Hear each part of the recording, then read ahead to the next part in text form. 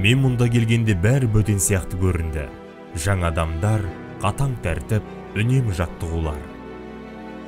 Алғашқы айда бұл жер маған жат секілді көрінді.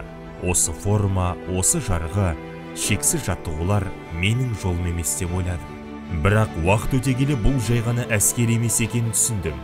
Бұл сынақ, бұл өмір мектебі. Мен мұнда күшті, жылдам, төзімді болуды үйрендім. Бірақ ең бастысы, осында мен сенім артуға болатын достарды таптым. Армия бұл тек тәртіп пен бұйрықтар емес, бұл бауырластық, қолдау, біз бәріміз бір бүтін екеніміз туралы. Мен мұнда қарапайым жігіт болып келдім, ал бұл жерде нағыз ер азамат болып шығам. Бұл жай ғана қызмет емес, бұл менің өмір тарихым.